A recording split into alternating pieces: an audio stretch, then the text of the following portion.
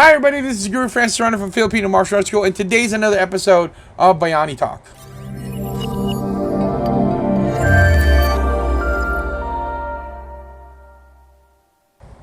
Hey everybody, this is Guru Francis Serrano from Filipino Martial Arts School, and today's another episode of Bayani Talk, and this is of course in collaboration with our sister company, 413 Media Group. So today I'd like to talk about the FMA connection, or Filipino Martial Arts connection.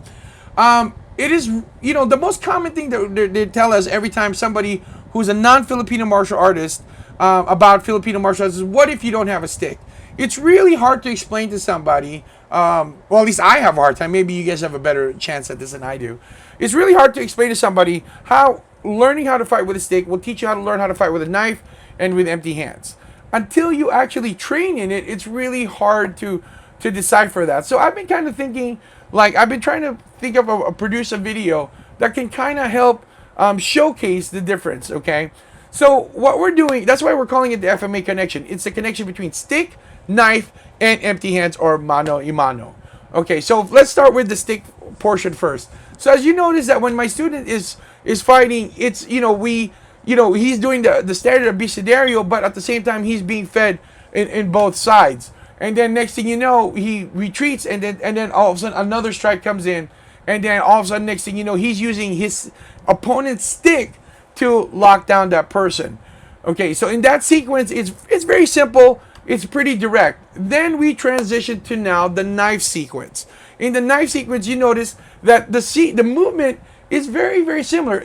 All granted, it's not the same, but the movement is very, very similar. Why? Because the length of the length of the knife is definitely exponentially shorter than that of the stick.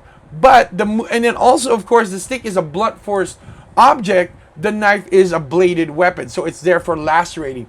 So as you can see how my student is lacerating around his opponent, but using the same attack, using the same counter, he is at the end he is improvising because it is a different weapon, and then you see him moving out.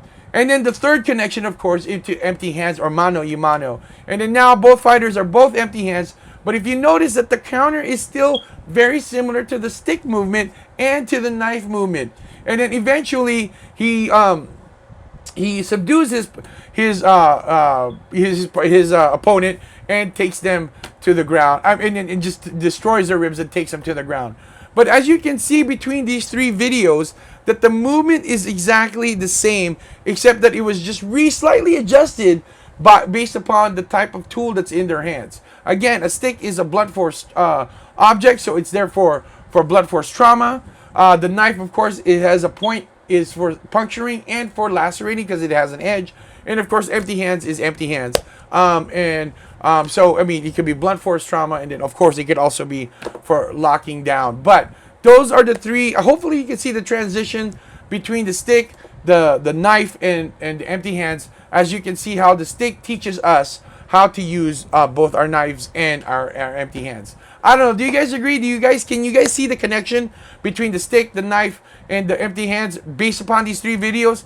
Comment down below. Until then, my name is Guru Francis Serrano from Filipino Martial Arts School and 413 Media Group. This is another episode of Bayani Talk. Peace out, God bless, and keep swinging them sticks.